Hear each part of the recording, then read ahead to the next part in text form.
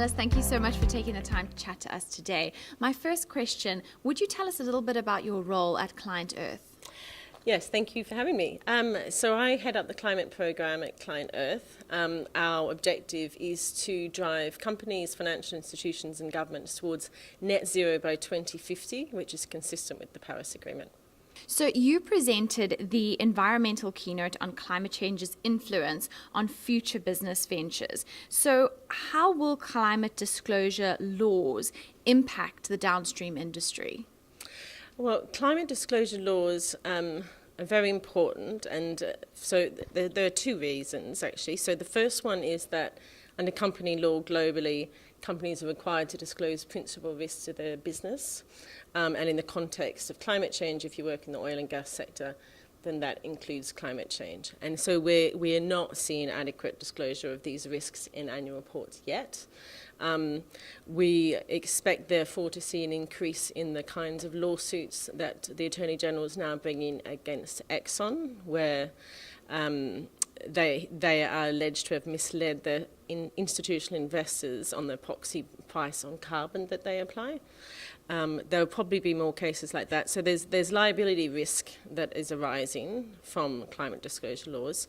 In terms of the impact on the sector, I think we heard today from BP that, for example, there's still new refinery capacity being built in Asia, and that is going to lead to the shutdown of refineries in other markets. Now that, again, is a very clear financial risk, and the shareholders in those companies need to understand those risks. So we would expect to see more detailed disclosures about how climate change over time is going to hit the bottom line of these companies so that shareholders can make an informed decision about where they put their capital.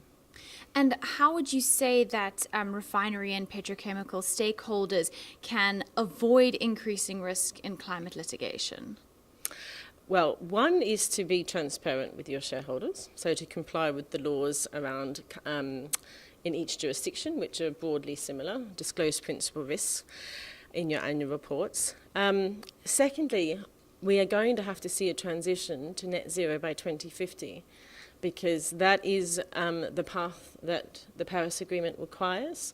Globally, we may not be on that path just yet, but the point of the Paris Agreement is that every 5 years, countries will file new national determined contributions, so new plans to comply with the Paris Agreement, and every 5 years they have to ratchet up our ambition. So the idea is that we will get to net zero by mid-century. Companies that are not adapting and innovating now will be left behind and could be well exposed to lawsuits. With constant change and improvements in technology and just the science around how we produce energy, it surely is possible to, if you're continuing to grow and to adapt and change, that to reach net zero by before 2050?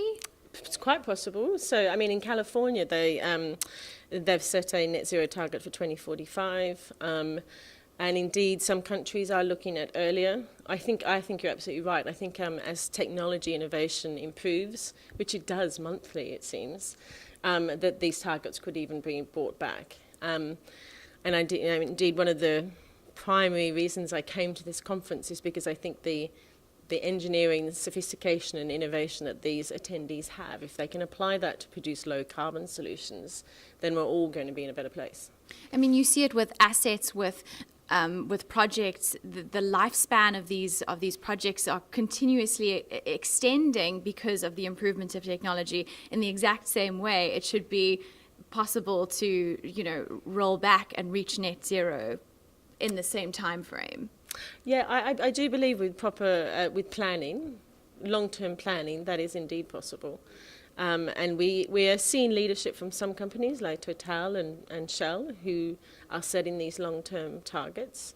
And that it's really important to have that leadership from the top, because it does trickle down throughout the business and encourage business decisions to be made in each sector, which will ultimately align us with the Paris goals. Mm. So can you give us a little bit of insight into that long-term commercial strategy with these ever-increasing trends towards decarbonisation? So effectively there's three options available. One is not compatible with legal duties of the Paris Agreement, and two are. The one that is not is business as usual. And I would put businesses, those companies who are planning for a decline in emissions, but one that goes much further out, 2070, 2080, I would call that business as usual as well. That is not taking into account the risks of both transition risks and physical risks to the company.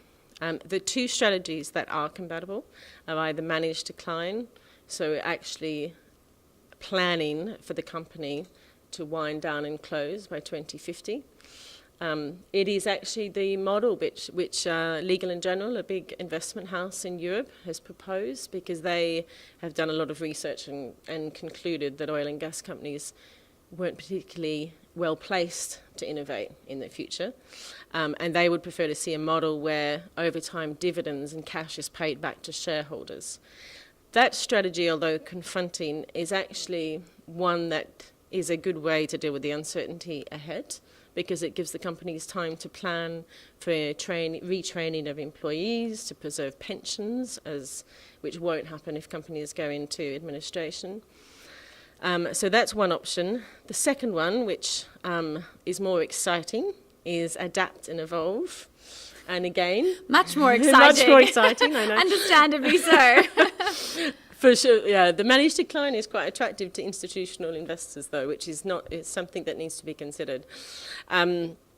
So the adapt evolve, again, we saw from Total this morning some really interesting examples of the way they're innovating. And I think this particular sector has a lot of opportunities there. Again, for me, it's all about the time frame. So I want these companies to be working towards 2050 from a climate perspective. But from a legal perspective, I also think that's the safest route for them, because we will see the Paris Agreement tighten over time. We are already seeing competition from low carbon technologies, and consumers will choose low carbon over high carbon for good reason. So the faster they can innovate, independent of government policy, I would say as well, because government is often slow. Companies need to be policy enablers to help that policy along, and that will, in the long run, also help their business models. So, as well as your keynote, you've also been sitting in on the other panels and discussions that have been happening. What are you picking up on as the key kind of trends and topics within the ERTC? Well, I have been really pleased to hear that climate change is such a strong topic, an acknowledgement that there is disruption ahead. Although, as many have said, the refining sector is well and truly used to disruption. That's the model, but more so. I have also been encouraged to hear about the interest in developing low carbon solutions. And one of the panelists said that if we want to stay strong businesses into the future, we're the ones who have to innovate and come up with a low carbon solution. So should it be electric vehicles, or is there some kind of diesel or low carbon fuels that can be used with internal combustion engine? All of those are questions that I think are important ones for the industry to grapple with. So I'm looking forward to hearing more about those. And following on from your keynote specifically, what kind of feedback have you gotten, and what's been the general atmosphere? Well, very clearly that liability and litigation risk was vastly underappreciated. So I'm pleased I came, because it is a genuine threat that needs to be considered. The role of courts is to step in when governments are slow to act and are not protecting their citizens, and that's what we're seeing with climate change. So we will see more public interest litigation. We will also see more securities litigation, which is what's happening in the US, and that's a trend that really does need to be taken into account and not ignored. Very interesting. And I think that, I must say, I think that, looking at the questions that you received after your keynote as well, people are really getting involved and are becoming quite passionate about it. And the move towards change and wanting to be a part of the future of energy is present, I would say. Good. Yes, I thought I picked that up as well. I hope that's the case. I do believe that we can work together with industry and come up with solutions. We have the expertise in this room. We need to work towards it.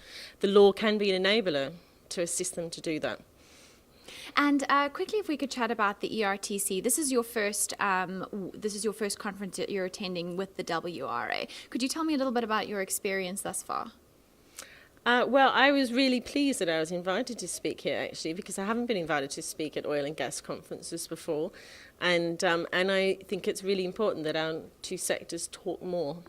So, full credit to the organisers for having the bravery to invite the head of climate from ClientEarth to come and speak to the audience. Great. Well, thank you so much for your time again. It's been very interesting speaking to you today. Thank you.